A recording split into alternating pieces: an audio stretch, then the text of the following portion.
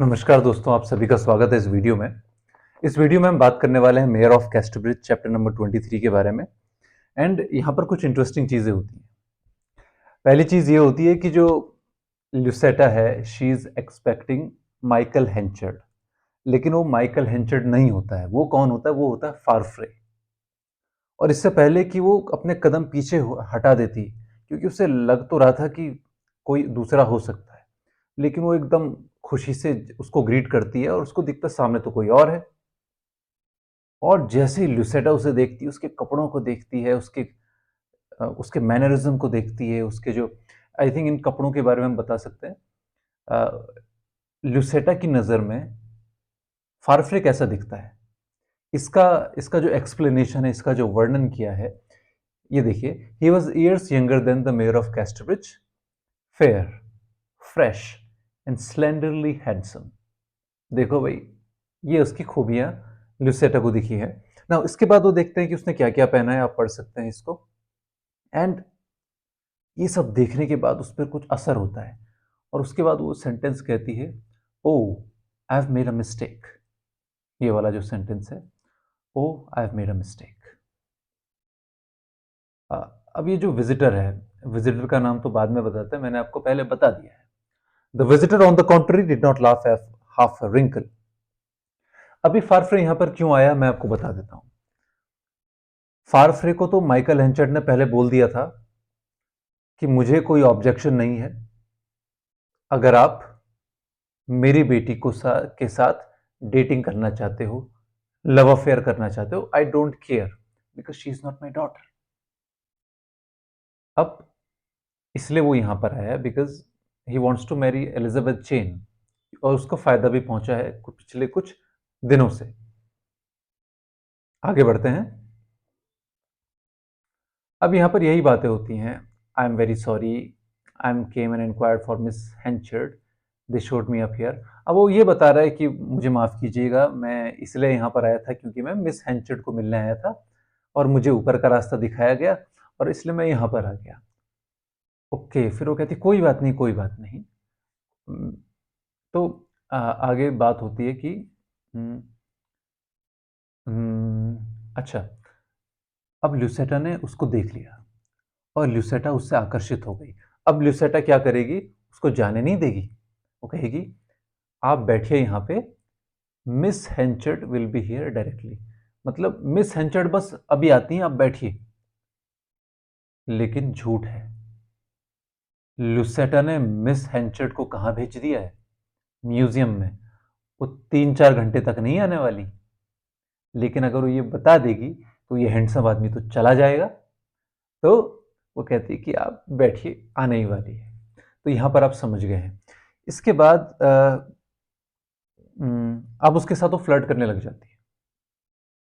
अब वो यहां पर उसके साथ फ्लर्ट करेगी, और अपनी जो फ्रेंच अपब्रिंगिंग है उसको भी छुपाने की कोशिश करेगी, क्योंकि वो नहीं चाहती कि भाई उसको किसी भी तरीके से वो हेंचर्ड के साथ जो उसका अफेयर था वो बाहर आए, उसकी बदनामी हो जाएगी।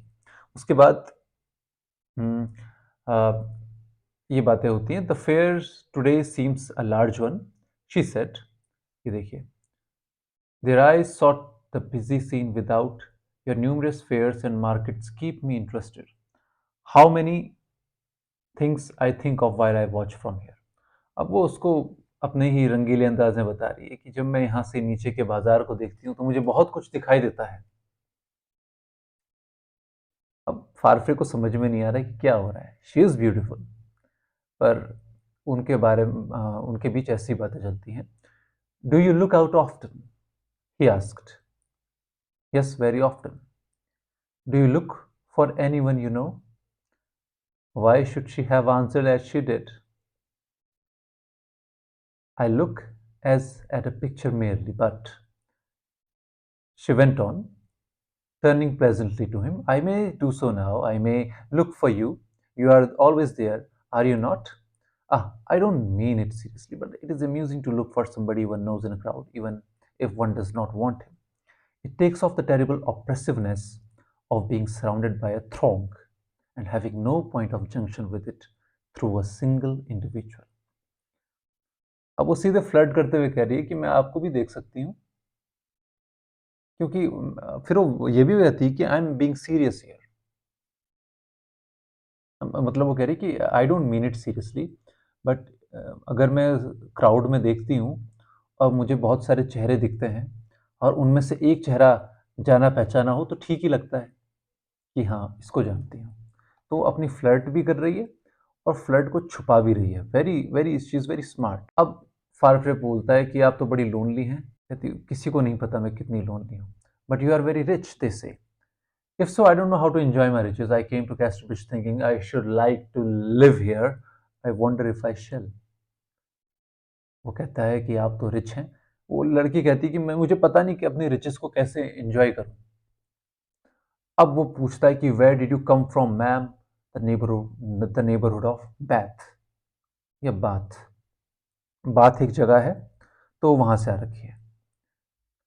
फिर फारफ्रे बताता है कि मैं यहाँ से आया हूँ, मैं वहाँ से आया हूँ। और उसके बाद फारफ्रे उसको थोड़ा एक्साइटेडली बताता है कि उसने प्रॉफिट कमाया कैसे। उसने वीट और कॉर्न को तब खरीदा जब उसके प्राइसेस कम थे, और उसने तब बेचा जब उनकी प्राइसेस बढ़ने लग गए।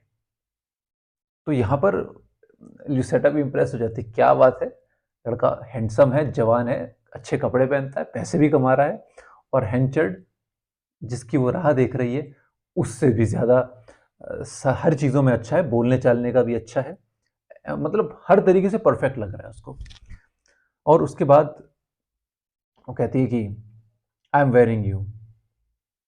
लड़का कहता है फारफ्रे, क्या मैं आपको बोर कर रहा हूँ? उसने कहा नो नो नो नो, आप मेरे को बोर नहीं कर रहे हो। What then? You are most interesting. तुम तो बड़े इंटरेस्टिंग हो। तो I mean all you स्कॉचमैन।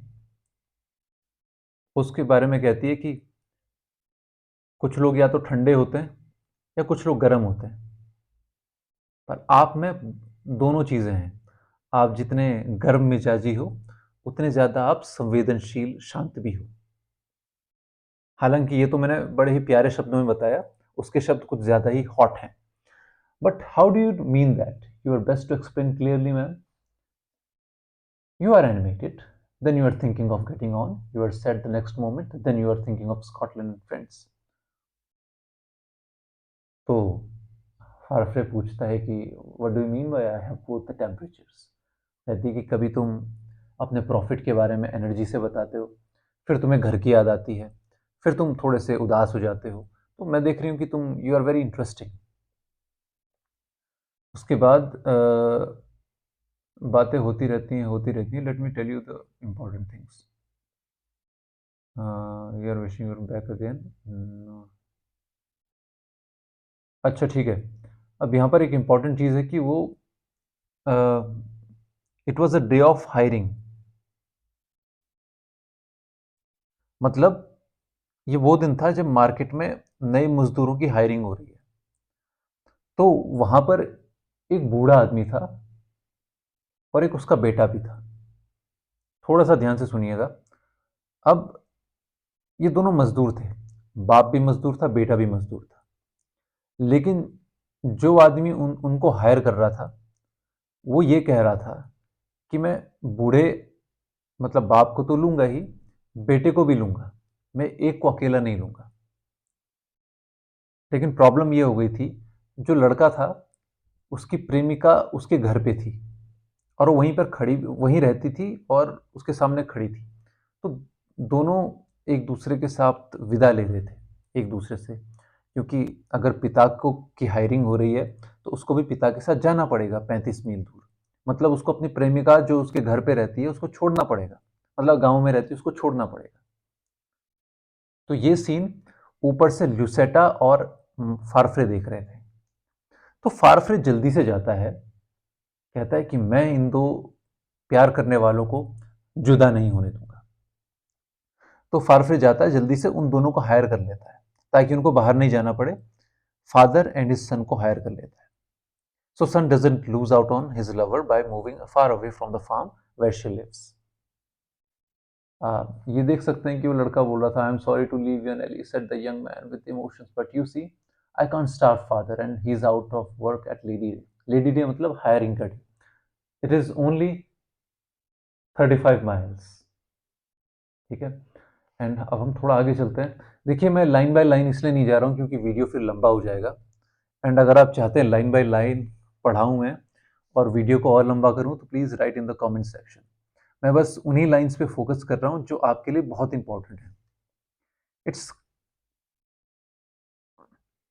It's kind hearted of you. अच्छा, जैसे ही वो देखती है कि फारफ्रे ने उसको ठीक कर दिया है, उन दोनों को खरीद लिया है, हायर कर लिया है, तो उससे भी इम्प्रेस हो जाती है। अच्छा, इसके बाद फारफ्रे को याद आता है कि मेरी तो एक मीटिंग है। वो कभी मीटिंग पे लेट नहीं होता है, भूलता भी नहीं है, लेकिन आज ल्यूसेटा ने जो उसको फंसाया है अपने माया जाल में, वो उसकी वजह से वो भूल गया। अब जाने की तैयारी है। देखिए ये सब एक फ्लर्टिंग का काम है, ठीक है। मैं इसको पढ़ा नहीं सकता क्योंकि इट्स लाइक अगर आप इसे खुद पढ़ेंगे तो तब आपकी समझ में ज़्यादा आएगा। एंड इस बीच एक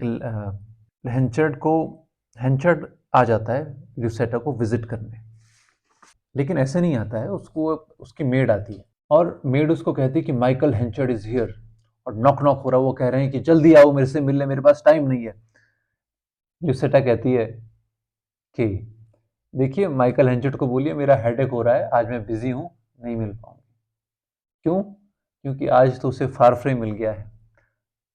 अब ये जो ल्यूसेटा है उसके लिए अब एलिजाबेथ कोई प्रॉब्लम नहीं है, क्योंकि अब उसने हेंचर्ड का ये विचार त्याग दिया है, क्योंकि उससे उससे एक अच्छा प्रोस्पेक्ट मिल गया है।